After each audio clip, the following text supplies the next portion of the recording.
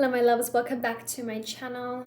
Thank you for clicking on my video. I'm really excited because today's topic I am going to be talking about a form of self-sabotage. So I hope this video has some things that resonate with you, and I hope this video also inspires you or helps you in any way that you need. Yeah, so let's get started.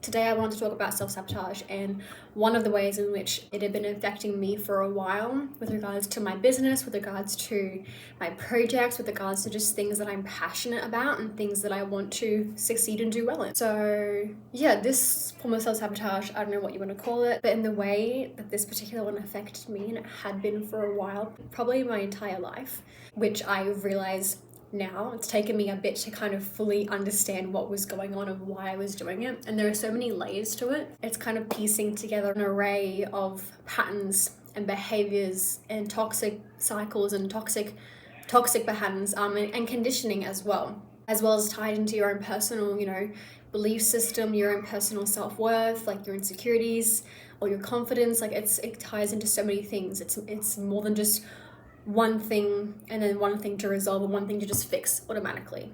So keep that in mind watching this video and be aware that we all have our own things we would love to work on about ourselves. There's no such thing as being perfect. It's really just about appreciating all the parts of you and figuring out how you can work on the parts of yourself that you feel holding you back or that are steeped in conditioning and don't truly reflect what you want in life and who you feel like you are in life and who you want to become. And this particular self-sabotage for me is when I'd have a beautiful idea.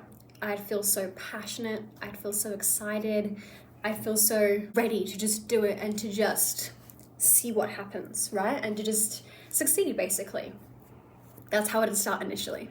An example of one idea is maybe when I want to write a book, or I have ideas in terms of any writing projects that I want to do, any business projects, any idea at all that's related to me succeeding. Whether it involves money or not, doesn't really matter. It's just about me doing something. It's even been very personal things in terms of physical stuff, like exercising, working out, eating better. Anything that inspired me or I had an amazing idea about and I felt really excited for, I would self-sabotage it.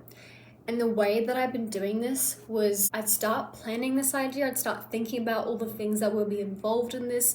I would start doing the big thinking, brainstorming, right? We always get to that point. But then it's like my mind would just jump to the end goal, to the potential end goal, right? Like you never know how something is going to turn out. You have ideas and you have hopes and you have goals, but you can never really know exactly what it's going to be. You just put your energy in it and watch it unfold. That's what the best way to do is, right? Is to watch it unfold, enjoy the journey and have those goals and want to accomplish those goals in any way that it comes to you.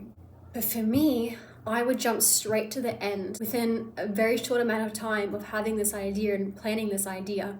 Before I take any action, I would start thinking about the outcome, the result, the success of it or the lack of success of it. It wouldn't always be critical. It wouldn't always be a negative view, but it'd be I need to consider this. I need to consider this. I have to consider absolutely everything in order for me to feel safe in continuing that idea so that I could reach an end goal. And it wouldn't even be to succeed, it would just to be confident that this idea would become something.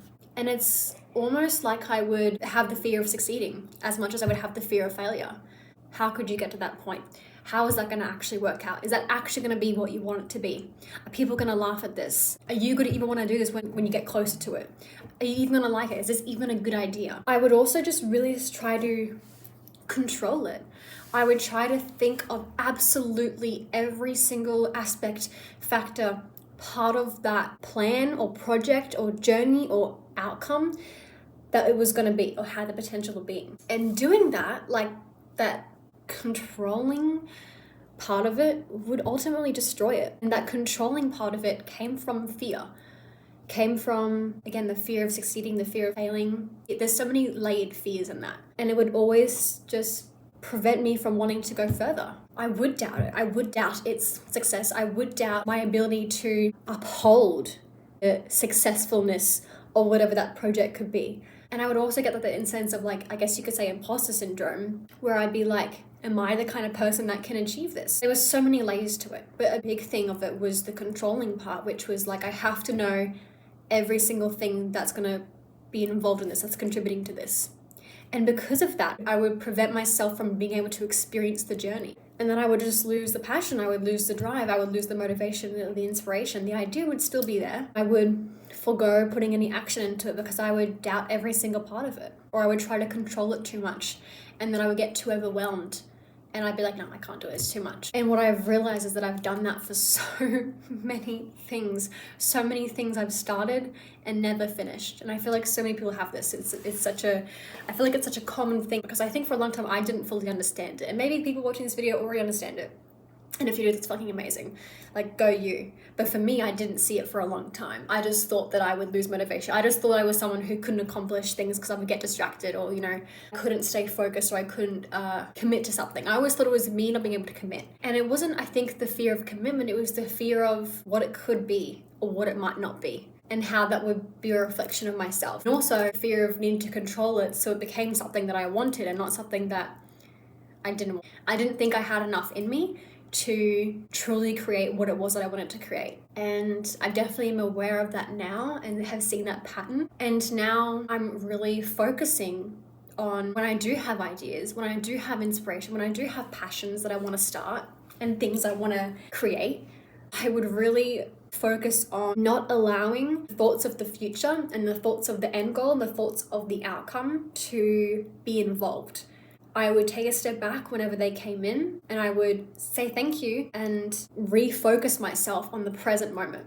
But I didn't realize how important it was when it came to absolutely anything, and how important and necessary that skill set is to have when you are creating something. Like, it's amazing to think about all these goals and things like that. If you're like me and you have that controlling aspect for things to go a certain way, and that inhibits you and stops you from actually getting to that point and actually being able to start this project or this idea or this plan that you have, bring yourself back to the present moment and really focus on what it is you're creating now and why you're loving it, and the feelings that it brings up within you to create what it is that you're creating right now. And for me, what I found has helped me so much as well is to really focus on the journey, to really focus on the step by step by step. I would get way too overwhelmed when I would start thinking of what's coming, what do I have to be ready for? It's like, trust that you will be ready for it when it comes. It's about trusting yourself enough to know that you can handle it. You have this idea for a reason. You're capable of creating and succeeding in whatever this is. You wouldn't have that idea if you weren't. Sometimes, yes, timing is an issue. That's fine. Listen to your body, listen to yourself, and know when it's the right time to start something. But trust that that idea is coming to you for a reason. Trust that you're not just having this randomly. I truly believe that everything happens for a reason. And in terms of spiritual senses, you have these downloads, you have these ideas that come to you because you're meant to create it. You were meant to create it. You were meant to do something with this. And it might not end up the same way that you started out, but that is fine. That is the beauty of the journey. That is the beauty of evolution. That is the beauty of expanding and elevating and growing. So trust yourself and trust that when you have an idea, it's okay to explore it. And it's okay to look at what it could be, but not to let that control what is now. Not to let that get in the way of you starting whatever it is that you want to start. You have so much potential, and I have so much potential, and we have so much to do in this beautiful world of ours. Allow yourself to simply start. Allow yourself to simply think and feel and experience. It's about the journey. It's not about the end goal. People say that all the time and go, whatever. But you can't have the end goal without having the journey. You can't have the success and all the things you want after without going through what it is that you're going through now. And things aren't always going to be necessarily easy, but it's not meant to. If life was easy, what would be the point of it? We're meant to learn, we're meant to grow, and you grow the most when you are uncomfortable. You grow the most when you find comfortability in the things that are uncomfortable. So start this journey, start that idea. Don't beat yourself up about the future. Refocus on the now. Breathe and take it one fucking step at a time. You will do things when they need to be done. You will think about things when they need to be thought about. You will plan things when they need to be planned. Start with just now and expand on what's coming to you right now in the moment. And enjoy the fucking ride. You don't need to have it all worked out. Surprises come to you because they're surprises. Miracles come to you in the unknown, when you don't have everything planned out, when you don't know everything that's coming. So trust. See what comes. Don't plan it all out and figure it all out right now. Your control issues will get in the way. Everyone handles these things differently, but that is one thing that's personally worked best for me when it comes to creating and working towards my success, is just step by fucking step. Step by step. So I really hope this has helped you, and I hope you feel a little bit more relief that you don't need to have everything figured out. Like, that is too much. That is overwhelming. If we knew everything, we would combust. It's okay not to know. Let life surprise you. Let you surprise you.